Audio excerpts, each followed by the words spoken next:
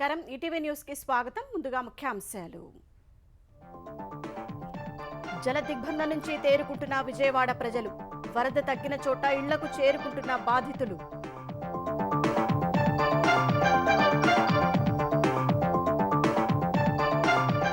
వరద బాధితులకు నేడు నిత్యావసరాల కిట్ పంపిణీ చేయనున్న ప్రభుత్వం. వడ్డీ రాయితీ ప్యాకేజీలపై బ్యాంకులతో చర్చిస్తున్నట్లు సీఎం వెల్లడి.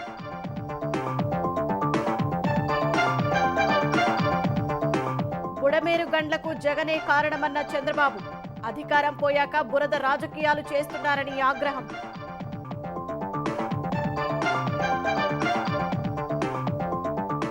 తెలంగాణలో అపార నష్టాన్ని మిగిల్చిన భారీ వర్షాలు. 117 గ్రామాల్లో 67,000 మంది నష్టపోయినట్లు నివేదిక. విపత్తుపై అధికారిక వివరాలు అందలేదన్న కేంద్రం. రైతులకు సోలార్ పంపు సెట్లు పంపిణీ చేయాలని రేవంత్ రెడ్డి ఆదేశం. కొండారెడ్డిపల్లెలో పైలట్ ప్రాజెక్టు అమలు చేయాలని నిర్దేశం.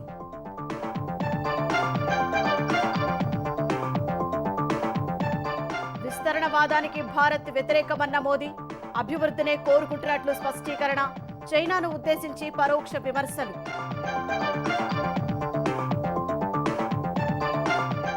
ప్యారిస్ పారాలింపిక్స్ లో భారత్ జోరు. ఆర్చరీ, క్లబ్ త్రోలో స్వర్ణాలు కైవసం. 24కు చేరిన పతకాల సంఖ్య.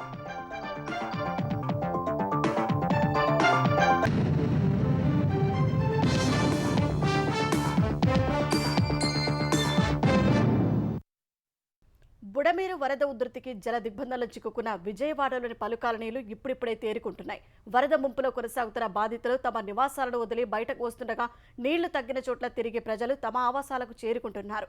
ఇళ్లు, వీధుల్లో పేరుకుపోయిన బురద, ఇతర చెత్త చెదారాలను తొలగించేందుకు అగ్నిమాపక శాఖ రంగంలోకి దిగింది. నీటిలో లేని కాలనీలు, నివాస ప్రాంతాలకు విద్యుత్ సరఫరాను పునరుద్ధరిస్తున్నారు. వరద ప్రభావిత ప్రాంతాల్లో సైతం సహాయక చర్యలు ముమ్మరంగా కొనసాగుతున్నాయి. విజయవాడ నగరం వరద ముంపు నుంచి చాలా వరకు బయటపడింది. బుడమేరు ప్రభావంతో జలదిగ్బంధంలో కొనసాగిన కాలనీల్లో నీరు తగ్గుముఖం పడుతూ వస్తోంది. Urmila Nagar, HB colony, Chittinagar, KL Rao Nagar, Kabela, Ramaraju Nagar, rotary Nagar ప్రాంతాలను చుట్టుముట్టిన వరద నీరు బయటకు వెళ్తోంది. మోకాలు దిగువ వరకు మాత్రమే ఇప్పుడు నీరు ఉంది. న్యూ రాజరాజేశ్వరిపేట, వాంబే కాలనీ 3 అడుగుల మేరకు వరద తగ్గింది. ఇంకా ఇళ్ల చుట్టూ నీరు ఉంది. పాయకాపురం, రాజీవ్ నగర్ లో 3 అడుగుల వరకు నీళ్లు ఉన్నాయి. ఈ ప్రాంతాల్లో ఇబ్బందికరంగా ఉన్న ప్రజలకు ట్రాక్టర్లు, బోట్ల ద్వారా సాయం అందిస్తున్నారు. రాజీవ్ నగర్, కండ్రిక, పాయకాపురం, పైపుల రోడ్, అజిత్ సింగ్ నగర్లలో వరద తగ్గుముఖం పట్టింది. అక్కడి ప్రజలంతా సురక్షిత ప్రాంతాలకు తరలి వెళ్తున్నారు. జకంపూడి వైఎస్ఆర్ కాలనీ ఇంకా ముంపులోనే ఉంది. వరద నీటి మునకలో లేని ప్రాంతాలకు విద్యుత్ సరఫరాను క్రమక్రమంగా పునరుద్ధరిస్తున్నారు. ముంపు ప్రాంతాల్లో అంటువ్యాధులు ప్రబలే అవకాశం ఉండడంతో ప్రత్యేకంగా తయారు చేసిన అత్యవసర వైద్య కిట్లను నేటి నుంచి వైద్యారోగ్య శాఖ యంత్రాంగం అందించనుంది.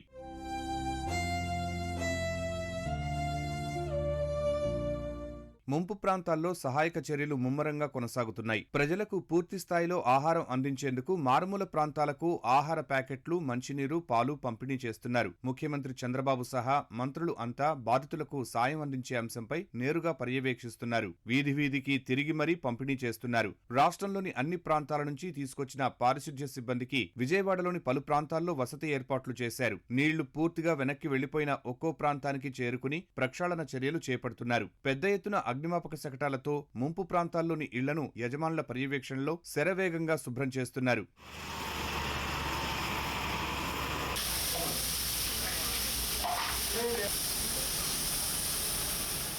బుడమేరు నీరు విజయవాడ నగరం దిగువన ప్రభావం చూపుతోంది. గన్నవరం నియోజకవర్గం పరిధిలోని ముస్తాబాద్, అడవినెక్కలం, సావరగూడెం, కేసరపల్లి, గూడవల్లిలో వరద కొనసాగుతోంది. బుడమేరు ఉధృతి కారణంగా పడిన గండ్లకు తోడు ఏలూరు కాలువ వరద పలు గ్రామాలను చుట్టుముట్టింది. 1000 ఎకరాల పంట పొలాలు నీటిలోనే నానుతున్నాయి. దివిసీమకు వరద ముప్పు తగ్గింది. నందివాడ మండలం పుట్టగుంట, పెదలింగాల, చినలింగాల, తుమ్మలపల్లి, కుదరవల్లి గ్రామాల్లో బుడమేరు వరద నీరు చేరింది. వరద బాధిత కుటుంబాలకు నేటి నుంచి ప్రభుత్వం నిత్యావసరాల కిట్ అందించనుంది.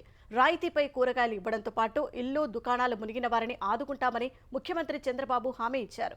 వడ్డీ రాయితీ ప్యాకేజీలపైన చర్చలు జరుగుతున్నట్లు తెలిపారు. మరోవైపు బుడమేరు 2వ గండిని విజయవంతంగా పూడ్చిన ప్రభుత్వం ఇవాళ 3వ గండిని కూడా పూడ్చే ప్రయత్నాలు ముమ్మరం చేసింది. వరదల్లో ఇల్లు, దుకాణాలు మునిగి పూర్తిగా నష్టపోయిన వారిని ఆదుకునే విషయమై చర్చిస్తున్నామని కేంద్ర రాష్ట్ర ప్రభుత్వ పథకాల్ని వర్తింపజేసి సాయం చేయడంతో పాటు ప్యాకేజీ పైన ఆలోచిస్తున్నామని సీఎం చంద్రబాబు తెలిపారు. ఇళ్లలో స్టవ్, ఫ్రిడ్జ్, ఏసీ, నిత్యావసర వస్తువులు, దుస్తులు అన్నీ పాడైపోయాయని, తలుపులు, వార్డ్రోబ్ సహా అన్నీ రీప్లేస్ చేసుకోవాలని, వాటిపైన దృష్టి పెట్టామని చంద్రబాబు తెలిపారు. బురదతో నిండిన ఇంటిని శుభ్రం చేయడానికి 20 నిమిషాలు పడుతోందని, ఒక్కో అగ్నిమాపక యంత్రం ద్వారా రోజుకు 250 నుంచి 300 ఇళ్లు శుభ్రం చేస్తారన్నారు. పూర్తిగా నష్టపోయిన కుటీర పరిశ్రమలు, చిరు వ్యాపారులకు ప్యాకేజీపై ఆలోచిస్తున్నామని వివరించారు. కిరాణా దుకాణం, మెడికల్, ఎలక్ట్రానిక్ షాప్స్ వ్యాపారులకు వడ్డీ రాయితీ, రుణ మొత్తంలో ఏవైనా తగ్గింపు, ఇన్స్టాల్మెంట్స్ సంఖ్య పెంచడం తదితర అంశాలపై బ్యాంకులతో చర్చిస్తున్నామని వెల్లడించారు. వరద బాధిత ప్రాంతాల వారిని ఆదుకునేందుకు ఐఆర్డీఏ, ఈడీ, కేంద్ర ప్రభుత్వ బ్యాంకింగ్ రంగ జాయింట్ కార్యదర్శితో కలిసి బ్యాంకర్లు, బీమా సంస్థల ప్రతినిధులతో సమావేశమై పలు అంశాలపై చర్చించామని చెప్పారు. వెహికల్స్ ఆ ఏరియాలో మొత్తం వెహికల్స్ అన్ని సబ్మెర్జ్ అయ్యాయి. కొన్ని వెహికల్స్ కొట్టుకొని పోయినాయి. కొన్ని వెహికల్స్ అయితే చాలా వరకు పాడైపోయే పరిస్థితికి వచ్చాయి. అన్నిటి కూడా కొన్నిటికి ఇన్సూరెన్స్ ఉంది, కొన్నిటికి ఇన్సూరెన్స్ లేదు. అవన్నీ అనలైజ్ చేయమన్నాం. అనలైజ్ చేసి 2 కేటగిరీస్ కింద, ఒకటి ఇన్సూరెన్స్ అంతా ఇప్పించడం. దీనికి 10 days టైం బౌండ్ ప్రోగ్రామ్ పెట్టుకున్నాం. ఒకవేళ ప్లస్ ఆర్ మైనస్ ఒక 2 రోజులు అటు ఇటు అయినా అన్ని కూడా ఇన్సూరెన్స్ సెటిల్ చేయడం ఒక ప్రధానమైన బాధ్యతగా పెట్టుకున్నాం.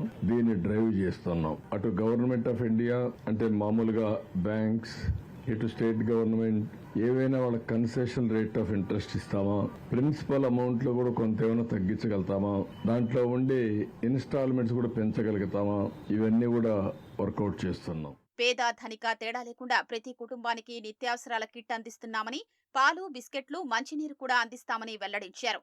కిట్లో 25 కిలోల బియ్యం, కిలో కందిపప్పు, లీటరు పామోలిన్, బంగాళదుంప 2 కిలోలు, ఉల్లి 2 కిలోలు, చక్కెర కిలో ఉంటాయన్నారు. వరద బాధిత కుటుంబాలకు నేటి నుంచి నిత్యావసరాల కిట్తో పాటు రాయితీపై కూరగాయలు అందిస్తామని చెప్పారు. ₹2, ₹5, ₹10 కూరగాయలు 3 రేట్లు పెట్టాం. ఆకుకూరలన్నీ ₹2కే ఇస్తాం సబ్సిడీతో. 10, 15, ₹20 చేసేటన్ని ₹5కే ఇస్తాం. ₹30, ₹25 చేసేటన్నిటికీ ₹10 పెడతాం. 3 రేట్లే ఉంటాయి. ఆ 3 రేట్లకి రేపు కూరగాయలు అందుబాటులో ఉంటాయి. డంప్ చేస్తాం, మొబైల్ పెడతాం, ఎక్కడ చూసినా సరఫరా చేస్తాం. అంత మునుపు కూడా విశాఖపట్నంలో ఇదే మరి పెట్టా. ఇప్పుడు మళ్ళా కూరగాయలన్నీ పెట్టి ఏ ఒక్కరికి ఇబ్బంది లేకుండా చేయడం కోసం ముందుకు పోతున్నాం. మంత్రులు లోకేష్, రామానాయుడు నిన్న ఉదయం నుంచి బుడమేరు గండ్లను పూడ్చి వేయించడంలో నిమగ్నమయ్యారని చెప్పారు. మంత్రులు, ఎమ్మెల్యేలు ట్రాక్టర్లలో తిరుగుతూ ఇంటింటికి వెళ్లి ఆహారం అందిస్తున్నారని ప్రశంసించారు. వరద బాధితులకు సాయం చేసేందుకు ప్రజలు పెద్ద ఎత్తున ముందుకొస్తున్నారని చెప్పారు. అధికారంలో ఉన్నప్పుడు రెడ్ కార్పెట్ పై వెళ్లి నష్టాన్ని పరిశీలించిన జగన్ ఇప్పుడు బురదలో దిగారని సీఎం చంద్రబాబు దుయ్యబట్టారు. గతంలోలా ప్రజల్ని మోసం చేద్దామంటే కుదరదని, ఆ విషయాన్ని జగన్ గ్రహించాలన్నారు. తాను పనిలేక వరదల్లో తిరుగుతున్నారన్న జగన్ ఏం ఎక్కువ పని ఉందని లండన్కు వెళ్తున్నారని చంద్రబాబు నిలదీశారు. బుడమేరకు గండ్లు పెట్టి ఇంతటి పరిస్థితికి కారణమైన వ్యక్తి జగన్ అని మండిపడ్డారు.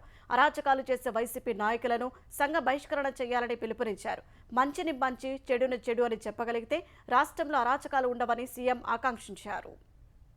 ఇలాంటి వ్యక్తిని నేను చాలా సార్లు చెప్పాను. అతను ఒక స్ప్లిట్ పర్సనాలిటీ, ఒక సైకో. మా ఇంటిని కాపాడుకోవడానికి ఆ పక్క వచ్చే నీళ్లు ఈ పక్క పంపించానంట. బుద్ధి జ్ఞానం ఉందే.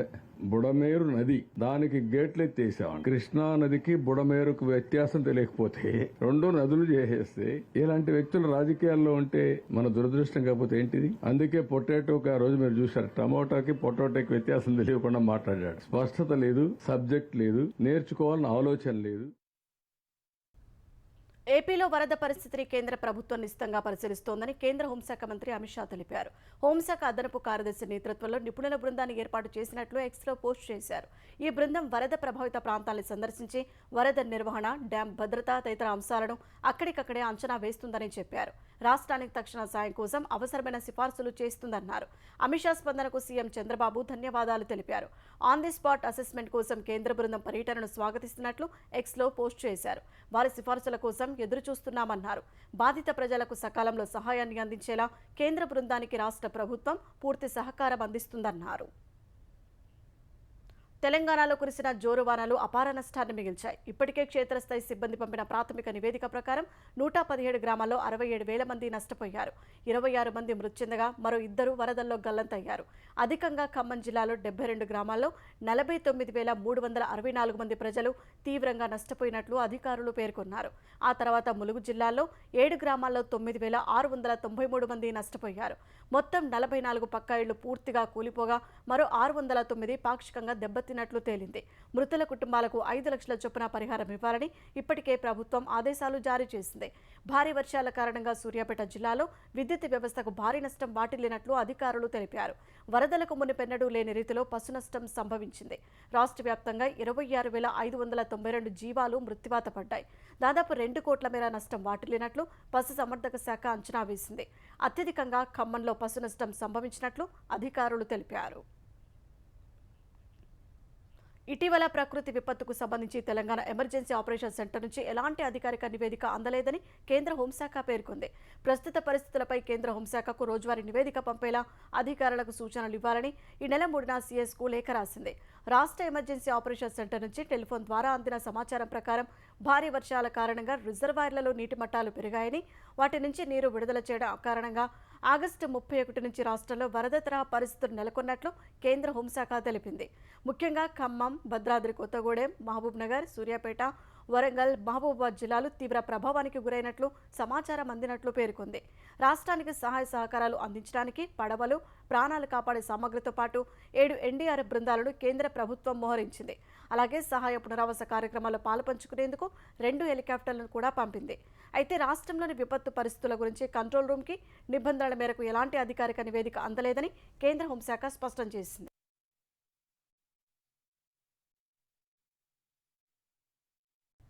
వరదల విధ్వంసంతో సర్వస్వం కోల్పోయి సాయం కోసం ఎదురుచూస్తున్న 2 తెలుగు రాష్ట్రాల ప్రజలకు కష్టకాలంలో అండగా నిలవాలని రామోజీ గ్రూప్ నిర్ణయించింది. వరద బాధితుల సహాయార్థం రామోజీ గ్రూప్ తరపున 5 కోట్ల విరాళాన్ని ఈనాడు సహాయ నిధి ద్వారా అందిస్తున్నట్లు Ushodaya publications managing director CH Kiran ప్రకటించారు. ఆకస్మికంగా వచ్చిపడ్డ ఈ వరదలు ఊళ్లను, కాలనీలను తుడిచిపెట్టి లక్షల మంది అభాగ్యుల జీవనాన్ని తలకిందులు చేశాయి. ప్రకృతి ప్రకోపానికి మరెన్నో కుటుంబాలు చెల్లాచెదురయ్యాయి. జల విలయంతో నడి రోడ్డున పడ్డ బాధితులకు ఈ విపత్కర సమయంలో చేయూతను అందించాలన్న బృహత్ సంకల్పానికి ఈనాడు శ్రీకారం చుట్టింది. ఈ మానవతా యజ్ఞంలో చేతులు కలపాల్సిందిగా ప్రజలందరికీ విజ్ఞప్తి చేస్తోంది. ఈనాడు సహాయ నిధి ద్వారా అందించే సాయం సర్వం కోల్పోయిన బాధితుల జీవితాలకు ఆశాకిరణం అవుతుంది. ప్రకృతి కూల్చిన వారి ఆవాసాలను, మనోనిబ్బరాన్ని తిరిగి నిలబెడుతుంది. ఈ సంక్షోభ సమయంలో చేయి కలిపి బాధితులకు భరోసా కల్పించడానికి ముందుకు రావాలని ఈనాడు సహాయ నిధి పిలుపునిస్తోందని సిహెచ్ కిరణ్ కోరారు. వరద బాధితులకు సాయం చేయాలనుకునేవారు ఈనాడు రిలీఫ్ ఫండ్ యూనియన్ బ్యాంక్ ఖాతా నంబరు 3706-2000-1000-6658కి పంపాలని కోరింది.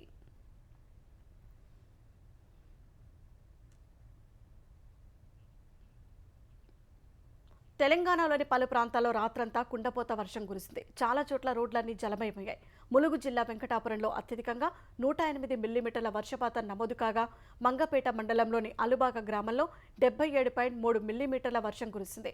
భద్రాద్రి కొత్తగూడెం జిల్లా అశ్వపురంలో 73.3 మిల్లీమీటర్ల వర్షపాతం నమోదైంది. రంగారెడ్డి జిల్లా మోయినాబాద్ మండలంలోని చిలుకూరు మృగ్వాణి గ్రామంలో 68.8, రాజేంద్రనగర్లో 67.8 మిల్లీమీటర్ల వర్షాలు కురిశాయి. హైదరాబాద్ బంజారాహిల్స్లో 64 మిల్లీమీటర్ల వర్షాలు కురవగా, నాంపల్లిలో 62.5 మిల్లీమీటర్ల మేర వర్షపాతం నమోదైంది. విస్తరణవాదాన్ని కాకుండా అభివృద్ధినే భారత్ కోరుకుంటుందని, దానికే తాము మద్దతుగా నిలుస్తామని ప్రధానమంత్రి నరేంద్ర మోదీ స్పష్టం చేశారు. బుధవారం బ్రూనైలో ద్వైపాక్షిక పర్యటనను ముగించుకున్న మోదీ పరోక్షంగా చైనాను ఉద్దేశించి వ్యాఖ్యలు చేశారు. బ్రూనై సుల్తాన్ హసన్లో బోల్కియా ఇచ్చిన విందు తర్వాత ప్రధాని మాట్లాడారు. దక్షిణ, తూర్పు చైనా సముద్రాలపై ఆధిపత్యం కోసం చైనా చేస్తున్న ప్రయత్నాలను వ్యతిరేకిస్తున్న దేశాల్లో బ్రూనై ఒకటి. ఈ నేపథ్యంలోనే స్పందించిన మోదీ ఈ ప్రాంతాల్లో ఒక ప్రవర్తన నియమావళిని ఖరారు చేయాలన్న వాదనతో తాను ఏకీభవిస్తున్నామని చెప్పారు. అంతర్జాతీయ ఒప్పందాలకు లోబడి స్వేచ్ఛాయుత నౌకాయానం, గగనయానం ఉండాలని మోదీ ఉద్ఘాటించారు. ఈ మేరకు ఉభయులు సంయుక్త ప్రకటన చేశారు. ఆ తర్వాత 2 రోజుల పర్యటన నిమిత్తం ప్రధాని బ్రూనై నుంచి సింగపూర్ చేరుకున్నారు. 2 దేశాల స్నేహబంధాన్ని బలోపేతం చేసుకోవడం, పెట్టుబడుల్ని ఆకర్షించడం తన పర్యటన ఉద్దేశమని మోదీ చెప్పారు. రైతులను సోలార్ విద్యుత్ వైపునకు ప్రోత్సహించేందుకు ఉచితంగా పంపు సెట్లు అందించాలని సీఎం రేవంత్ రెడ్డి ఆదేశించారు. తన స్వగ్రామమైన కొండారెడ్డిపల్లెను పైలట్ ప్రాజెక్టుగా తీసుకోవాలని విద్యుత్ శాఖ అధికారులను ఆదేశించారు. జూబ్లీహిల్స్లోని తన నివాసంలో విద్యుత్ శాఖపై సీఎం సమీక్ష జరిపారు. విద్యుత్ శాఖ రాబడి, డిస్కమ్స్ రెవెన్యూ లోటు, ఇతర అంశాలపై చర్చించారు. రాబోయే రోజుల్లో తెలంగాణ బిజినెస్ హబ్గా మారబోతుందని, భవిష్యత్ అవసరాలను దృష్టిలో ఉంచుకొని విద్యుత్ అందుబాటులో ఉండేలా చర్యలు తీసుకోవాలని తెలిపారు. ఐటీ పరిశ్రమల శాఖలతో సమన్వయం చేసుకుని కార్యాచరణ సిద్ధం చేసుకోవాలని విద్యుత్ శాఖను ఆదేశించారు. అటవీ భూముల్లోనూ సోలార్ విద్యుత్ ఉత్పత్తికి చర్యలు చేపట్టాలని చెప్పారు. ఒక్క నిమిషం కూడా విద్యుత్ సరఫరాకు అంతరాయం ఉండొద్దని స్పష్టం చేశారు. వినియోగదారులకు 24 గంటల నాణ్యమైన విద్యుత్ సరఫరా చేస్తున్నామన్న నమ్మకం కలిగించాలని తెలిపారు. అంతర్జాతీయ కృత్రిమ మేధ సదస్సు హైదరాబాద్ హెచ్ఐసిసిలో నేడు రేపు జరగనుంది. అంతర్జాతీయ స్థాయి ఏఐ కంపెనీలు, దాని సీఈఓలు ఈ సదస్సులో పాల్గొననున్నారు. సీఎం రేవంత్ రెడ్డి, ఐటీ మంత్రి దుద్దిల శ్రీధర్ బాబు ఈ సదస్సును ప్రారంభించనున్నారు. ప్రపంచం నలుమూలల నుంచి కృత్రిమ మేధ రంగంలో పేరొందిన ప్రముఖులు, వివిధ సంస్థల ప్రతినిధులు 2000 మంది ఈ సదస్సులో పాల్గొననున్నారు. ఏఐ రంగంలో అందరి దృష్టిని ఆకర్షిస్తున్న ఖాన్ అకాడమీ అధినేత సల్ ఖాన్, ఐబీఎం నుంచి డానియల్ అకామ్, ఎక్స్ప్రెస్ ఫౌండేషన్ పీటర్ డయామండిస్తో పాటు ఇతర ప్రముఖులు ఈ సదస్సుకు హాజరు కానున్నారు. ఐటీ రంగంలో ప్రపంచంలో అందరి దృష్టిని ఆకర్షించేలా రాష్ట్ర ప్రభుత్వం అత్యంత ప్రతిష్టాత్మకంగా ఈ సదస్సు నిర్వహిస్తోంది. విద్యార్థులు సమాజాన్ని ఉన్నతంగా తీర్చిదిద్దే ఉపాధ్యాయుల బాధ్యత చాలా గొప్పదని సీఎం రేవంత్ రెడ్డి కొనియాడారు. ఉపాధ్యాయ దినోత్సవం సందర్భంగా అధ్యాపకులకు సీఎం శుభాకాంక్షలు తెలిపారు. ప్రత్యేక తెలంగాణ ఉద్యమంలో ఉపాధ్యాయులు కీలక పాత్ర పోషించారన్న రేవంత్, అలాంటి గురువులను ప్రభుత్వం సమున్నతంగా గౌరవిస్తోందని పేర్కొన్నారు. ఉపాధ్యాయుల కోసం 15 ఏళ్లుగా పెండింగ్లో ఉన్న పదోన్నతి సమస్యను పరిష్కరించడం, బదిలీలు చేపట్టడం వంటి నిర్ణయాలు తీసుకున్నట్టు తెలిపారు. డాక్టర్ సర్వేపల్లి రాధాకృష్ణన్ స్ఫూర్తితో ఉపాధ్యాయులు అంకిత భావంతో పనిచేయాలని రేవంత్ రెడ్డి కోరారు. తెలంగాణలోని సోషల్ వెల్ఫేర్ విద్యాలయాల్లో పనిచేస్తున్న 6200 మంది పార్ట్ టైం లెక్చరర్లు, టీచర్లను తొలగించడంపై మాజీ మంత్రి హరీష్ రావు మండిపడ్డారు. ఉపాధ్యాయ దినోత్సవం సందర్భంగా ఉపాధ్యాయులకు మీరిచ్చే కానుక ఇదేనా అని ముఖ్యమంత్రి రేవంత్ రెడ్డికి హరీష్ రావు బహిరంగ లేఖ రాశారు. 3 నెలలుగా జీతాలు ఇవ్వడం లేదని అడిగితే ఒకేసారి అంతమందిని ఉద్యోగాల నుంచి తొలగించడం దుర్మార్గమైన చర్య అని హరీష్ రావు మండిపడ్డారు. ఇదేనా ప్రజాపాలన, ఇదేనా ఇందిరమ్మ రాజ్యమని నిలదీశారు. ఈ నిర్ణయంతో 1000 మంది విద్యార్థుల భవిష్యత్తు ప్రశ్నార్థకంగా మారిందన్న హరీష్, వెంటనే తొలగించిన పార్ట్ టైం లెక్చరర్లు, టీచర్లు, డీఈఓలను తిరిగి విధుల్లోకి తీసుకోవాలని డిమాండ్ చేశారు. 3 నెలల వేతన బకాయిలు తక్షణమే చెల్లించాలన్నారు. రేవంత్ రెడ్డి నేతృత్వంలోని కాంగ్రెస్ ప్రభుత్వం గురుకులాలను శిథిలం చేయాలని కుట్ర చేస్తోందని బీఆర్ఎస్ నేత ఆర్ఎస్ ప్రవీణ్ కుమార్ ఆరోపించారు. ఈ గురుకుల విద్యాలయాల్ని పూర్తిగా శిథిలం చేసే కుట్ర చేస్తున్నది. ప్రత్యేకించి ఈ కుట్రల్లో పూర్తిగా సమిధలైతున్నది ఎస్సీ వర్గాలకు చెందిన విద్యార్థులు, మరి ఇతర వర్గాలకు చెందిన విద్యార్థులు. నిన్న ఎస్సీ గురుకులాల్లో రాత్రికి రాత్రే 2000 మంది ఉపాధ్యాయులను డ్యూటీల నుంచి తొలగించారు. వీళ్ళందరూ కూడా ఈ రోజు రోడ్ల మీదకి వచ్చిండ్రు. వీళ్ళ కుటుంబాలన్నీ కూడా రోడ్ల మీద పడ్డాయి. ఖమ్మంలో తాను ఇంచు భూమి ఆక్రమించినా కూల్చివేయవచ్చని, ఈ విషయంలో ఎలాంటి విచారణకైనా సిద్ధమేనని మాజీ మంత్రి పువ్వాడ అజయ్ కుమార్ స్పష్టం చేశారు. ముఖ్యమంత్రి రేవంత్ రెడ్డి తన ఆసుపత్రి విషయంలో చేసిన ఆరోపణలకు ఆధారాలు ఉంటే బయట పెట్టాలని సవాల్ చేశారు. పైనుంచి వచ్చిన వరదను అంచనా వేయకుండా, ప్రజలను అప్రమత్తం చేయకుండా తనపై బురద చల్లుతున్నారన్నారు. ప్రభుత్వం నుంచి ఒక్క హెచ్చరిక కూడా రాలేదని, ప్రజలను గాలికి వదిలేశారని అజయ్ ఆరోపించారు. రాత్రి వేళ వరద వచ్చి ఉంటే 1000 మంది కొట్టుకుపోయేవారని ఆందోళన వ్యక్తం చేశారు. సీఎం రేవంత్ రెడ్డి వరద ప్రాంతాల్లో ఎన్నికల ప్రచారంలో పర్యటించారని మండిపడ్డారు. మున్నేరుకు ఇరువైపులా రిటైనింగ్ వాల్ను మాజీ సీఎం కేసీఆర్ మంజూరు చేస్తే 9 నెలలైనా కాంగ్రెస్ ప్రభుత్వం పనులు ప్రారంభించలేదని అజయ్ ఆక్షేపించారు. మున్నేరుకి 2 వైపులా రిటైనింగ్ వాల్ కావాలని నేను మంత్రిగా ఉన్నప్పుడు కేసీఆర్ గారిని రిక్వెస్ట్ చేస్తే 650 కోట్ల రూపాయలు కేబినెట్ శాంక్షన్ ఇచ్చింది. ఇప్పుడు 9 నెలలు అయింది మీ ప్రభుత్వం వచ్చి. మరి ఆ పనులను చేస్తే కనీసం ప్రజలు మిగిలేవాళ్ళు కదా. అది చేయట్లే. మళ్ళీ అది చేస్తే నాకు పేరు వస్తుందని మళ్ళీ అదొక బాధ. ఆ మున్నేరుకి రిటైనింగ్ వాల్ ఎందుకు కడతలేరు? కట్టాలి కదా. ఆ రిటైనింగ్ వాల్ కడితే అసలు ఈ సమస్య లేదు కదా. పర్మనెంట్ సొల్యూషన్ కోసమే కదా మేము చూసి. వాళ్ళే ఎన్యూమరేట్ చేశారు 7-8 ఇళ్ళు ఉన్నాయని చెప్పి ఇప్పుడు 2 వైపులా అని. ఆ మున్నేరుకి రిటైనింగ్ వాల్ కట్టట్లేదు. కట్టకపోగా పైకెళ్ళి మేము ఖమ్మంలో తిరగకుండా, ప్రజల్లో తిరగకుండా మా మీద రాళ్ళ దాళ్ళు, కర్రల దాళ్ళు చేయించాలని అంటే అవుతుందా? చూస్తా ఊరుకుంటామా? నిబంధనలు ఉల్లంఘించి అక్రమ నిర్మాణాలు చేపడితే ఎంతటి వారైనా సహించేది లేదని హైడ్రా కమిషనర్ రంగనాథ్ పునరుద్ఘాటించారు. హైదరాబాద్ మల్కాజ్గిరి మిర్జాలగూడలో రోడ్డు ఆక్రమణలను పరిశీలించిన రంగనాథ్, అక్రమాలను ప్రోత్సహిస్తే జైలుకెళ్లడం ఖాయమని అధికారులను హెచ్చరించారు. మిర్జాలగూడ చిన్మయ మార్గం వెల్ఫేర్ అసోసియేషన్ ప్రతినిధులు హైడ్రా కమిషనర్ రంగనాథ్ను కలిసి కాలనీలో లేఅవుట్ 66 ఫీట్ల రోడ్డు ఉంటే 30 ఫీట్ల రహదారి అనుమతితో అక్రమ నిర్మాణాలు చేపట్టారని వివరించారు. అక్రమ నిర్మాణాల వల్ల వర్షం పడిన ప్రతిసారి నరకయాతన అనుభవిస్తున్నామని, ఇళ్లలోకి వర్షపు నీరు చేరి తీవ్ర ఇబ్బంది పడుతున్నామని వివరించారు. మిర్జాలగూడలో అక్రమంగా నిర్మించిన 5 ఇళ్లను పరిశీలించిన రంగనాథ్, స్వయంగా మీరే కూల్చేయాలని నిర్మాణదారులకు సూచించారు. ఆ నిర్మాణాలను నేలమట్టం చేయకుంటే నోటీసులు జారీ చేసి బుల్డోజర్ల సహకారంతో కూల్చివేస్తామని తెలిపారు. త్వరలో మిర్జాలగూడ నాలాకి ఇరువైపులా అక్రమంగా చేపట్టిన నిర్మాణాలను తొలగిస్తామని రంగనాథ్ తెలిపారు. ముంబై సినీ నటిపై నమోదు చేసిన కేసులో ఇప్పటి వరకు సేకరించిన సాక్ష్యాధారాలను తదుపరి విచారణ వరకు భద్రపరచాలని ఇబ్రహీంపట్నం పోలీసులకు హైకోర్టు స్పష్టం చేసింది. తదుపరి విచారణను ఈ నెల 11కు వాయిదా వేసింది. హైకోర్టు న్యాయమూర్తి జస్టిస్ BVLN చక్రవర్తి ఈ మేరకు ఉత్తర్వులు ఇచ్చారు. తాను ఇచ్చిన ఫిర్యాదు ఆధారంగా సినీ నటిపై ఇబ్రహీంపట్నం పోలీసులు నమోదు చేసిన కేసులో ఇప్పటి వరకు సీజ్ చేసిన మొబైల్ ఫోన్, ఇతర ఎలక్ట్రానిక్ పరికరాలను నిందితురాలికి తిరిగి ఇవ్వకుండా భద్రపరిచేలా ఆదేశించాలని కోరుతూ కుక్కల విద్యాసాగర్ హైకోర్టులో వ్యాజ్యం వేశారు. ఈ కేసు వ్యవహారమై మీడియాలో డిబేట్లు జరపకుండా నిలువరించాలని కోరారు. ఇబ్రహీంపట్నం ఠాలాను నమోదు చేసిన కేసులో జోక్యం చేసుకోకుండా నిలువరించాలని, ఈ కేసుకు సమాంతరంగా ఇదే వ్యవహారంపై మరో అధికారితో దర్యాప్తు చేయకుండా అడ్డుకోవాలన్నారు. ఆధారాలను భద్రపరిచేలా ఆదేశించాలని కోరారు. పోలీసుల తరపున ఏజీ దమ్మలపాటి శ్రీనివాస్ వాదనలు వినిపించారు. పిటిషనర్ వ్యాజ్యంలో వినతి అస్పష్టంగా ఉందన్నారు.